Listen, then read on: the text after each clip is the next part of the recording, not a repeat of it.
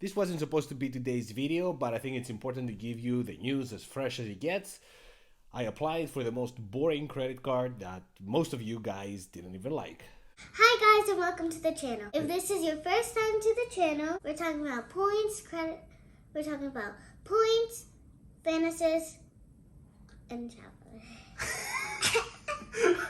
Why do I need to say that? I would like to say something smarter. Like what's smart about credit cards? No. We're talking about points, credit cards, bonuses, and travel. If this is something that interests you, please like this video, subscribe. If you have any questions or comments, leave them down below. I will get back to you as soon as I can. Bravo. Guys, I showed you this credit card before. The views were terrible. The commentary was basically you don't care. But I thought it was important for me to apply for this one. One of my main principles is to put my money where my mouth is. And this credit card, even though I showed it before and I did a video about what kind of credit cards I'm planning to apply this year, this was not one of them. But the rent was coming fast. The rent is coming fast, and I was thinking, what do I have to pay this month's rent and get something in return? And the answer was nothing. Unless I have a sign-up bonus that I'm chasing, there's no reason for me to pay with credit card because I'm paying 3% fees. So even if I get 2x on something, I'm paying 3x. Unless, of course, I transfer, but then it's a gamble. So for me, it doesn't make sense. But without any further ado, let's jump to today's presentation and come back to wrap it up. So the credit card I applied is the Wells Fargo Bilt. The Bilt is a credit card that is, the main feature is that it waives any fees that come from rental properties. So when you rent and the landowner charges you 3% to use a credit card, it waives that fee, and on top of that, it gives you 1x. I think that's incredible because not only I'm not paying that 3%, but I am getting 1x on the times when I'm not trying to hit any sign-up bonus, and I think this is important. I pay about $2,500 every month on rent. That's about $30,000 a year. So I could potentially get full 30,000 points if I didn't apply for any other credit card. Doesn't sound like much. I told my wife, she said it's only $300, but that's if you see it as one-to-one. I think it's important, as you see here, to understand that it's at least 1.5 cents per point because you transfer. They have almost everyone as a transfer partner, and most importantly, they have Hyatt. And at Hyatt, I'm getting almost 2x, 1.8 minimum. And I think it's important because it doubles whatever I have. But for today's presentation, I only left it at 1.5 and not at the maximum that I'm planning to use. So I'm planning to get a whole lot more value than what I'm showing here.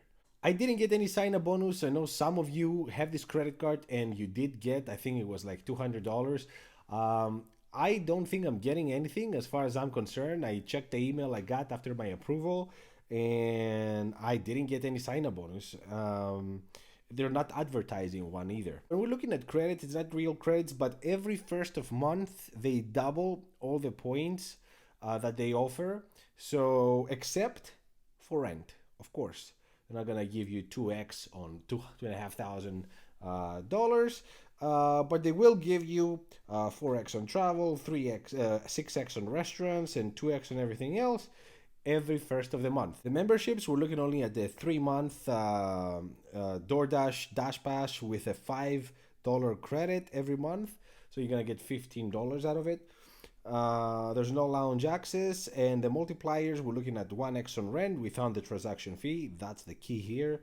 2x on travel, 3x on restaurants, 1x on everything else. But to get all these, you need at least 5 transactions every month. So this is not a credit card that you can get and just leave in the drawer in order to get all these. But with this kind of multipliers, I think it's great. It's not a big deal. 3x on restaurants, that as good as any Chase credit card, and then you can transfer this to whatever travel partner you want. The return of spend for the first year, based on my numbers, is 1.55, and that is on $30,000. This is for the first year. There's no annual fee. We talked about this. So let's see what happens in the second and every year after. As always, we apply our imaginary budget of $12,000 equally spread between travel, restaurants, gas, and groceries. So when we add that, we're looking at the $30,000 I mentioned as an example before, plus the $12,000 for the everyday spending. So we're looking at $42,000 spending, and for that you're gonna get 1.82%.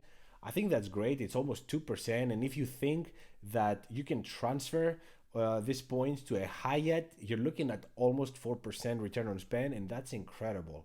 Now, is it a standalone credit card? Would I use it as a standalone credit card? No, there's so many great credit cards to use except for this one, but for renters, I think it's a must, and this is why I applied for it.